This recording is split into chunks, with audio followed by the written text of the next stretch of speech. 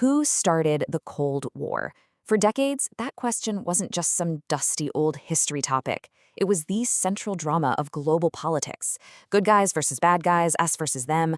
So today, we're going to dive into that epic story of rivalry and fear and see if we can find some answers. For a long time after World War II wrapped up, if you were living in the West, the answer to that question seemed, well, it seemed pretty simple. There was one bad guy, one aggressor, one reason the world was teetering on the edge. But what if it wasn't that simple? What if that black and white story had a whole lot of gray in it? That's what we're going to unpack by looking at 3 totally different ways historians have tried to answer that question. Okay, let's start with the first and, for a very long time, the only answer. This was the official story, the one that shaped American policy for years and years. So, the traditional view, argued by historians like Thomas A. Bailey, puts it very bluntly. The Cold War was a direct result of Soviet aggression. In this version of the story, the United States was simply reacting, playing defense against an untrustworthy and expansionist Joseph Stalin. And America's reaction, its defensive strategy, got a name: containment. Now, you've got to understand, this wasn't some passive wait-and-see kind of policy. No, this was an active, global strategy pushed by President Truman to stop communism from spreading wherever it popped up.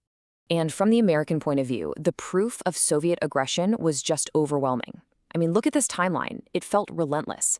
In 1947, you get the Truman Doctrine, basically promising to help any nation resisting communism. A year later, bam, Stalin blockades West Berlin, leading to the incredible Berlin airlift. Then, in 1949, the U.S. forms NATO, a massive military alliance. And just a year after that, the Cold War turns hot when North Korea, backed by the Soviets, invades the South. To policymakers in Washington, this looked like a clear, undeniable pattern.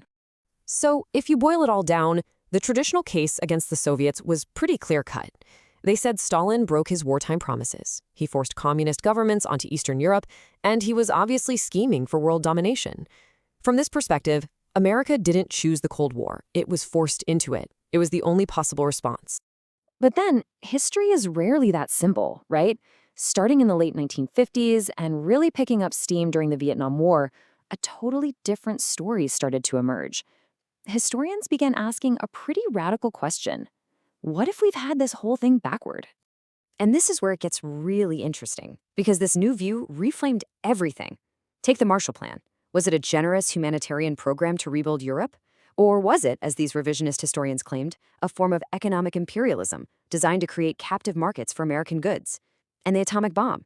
Was it just a weapon to end World War II? Or was it also a terrifying threat aimed at America's supposed ally, the Soviet Union? This is the absolute core of the revisionist argument put forward by people like William Appleman Williams. He argued that the real engine behind U.S. policy wasn't fear of communism, but the relentless need of American capitalism to have an open door to markets all around the globe. And the Soviet Union, with its closed system, was simply the biggest obstacle in the way. And this view just completely flips the script. Now, the U.S. is the one that's primarily to blame.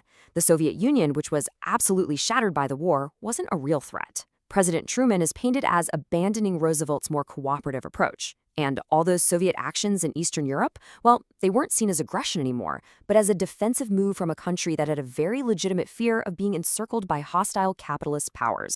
So we have 2 completely opposite stories. One blames Moscow, the other blames Washington. Who's right? Well, as you might guess, more recent historians have tried to move beyond just playing the blame game, which has led to a third, much more nuanced view. This is what we call the post-revisionist view, and it basically says the Cold War wasn't a simple story with a clear villain. It was more like a tragedy of errors, a story of 2 new nervous superpowers who kept misreading each other's intentions and stumbled into a conflict nobody really wanted.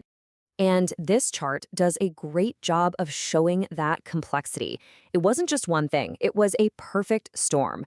You had genuine Soviet paranoia and their desperate security needs crashing right into America's economic ambitions and its ideological goals. Then you have to add in the political pressures that both Truman and Stalin were facing at home, plus the simple, inevitable friction that happens when you've got 2 giants left standing on the world stage. It was a recipe for conflict. And that's the key takeaway from the post-revisionists. Leading historians like John Lewis Gaddis have basically concluded that while you can argue about who was more to blame, you just can't place the blame entirely on one side. Both nations were driven by their own unique mix of fears, ambitions, and politics. And that can lead you to this really powerful, almost fatalistic conclusion from historian Ernest May, that maybe it was all inevitable, that maybe these two powers were just doomed to be antagonists, that given their histories, their belief systems, and their sheer power, maybe a peaceful relationship was never really in the cards. Okay, so why have we spent all this time digging through a historical debate about a war that's been over for decades? Because the way the Cold War started offers a timeless and pretty urgent lesson for us today. And the biggest lesson is this: it shows us the terrifying danger of misperception. Each side truly believed its own actions were defensive, while seeing the other's actions as pure aggression. They got caught in a vicious cycle of fear and reaction, and neither one seemed to know how to break it. You could almost call it the escalation trap, and it works like this. Step 1, you start with really deep differences in how you see the world. Step 2, you add a huge dose of fear and suspicion. Soon you're at Step 3, interpreting every single thing the other side does in the worst possible light. Which leads to Step 4, you react with your own countermeasures. And before you know it, you're at Step 5, locked in a bitter rivalry that feels like it will never end. And that leaves us with a huge question for today. When you look at the world now, with new global powers and new points of friction, the story of how the Cold War began isn't just history, it's a warning. And the real question for us isn't just who started the Cold War, but how do we make sure we don't fall into that exact same trap of fear and misperception all over again?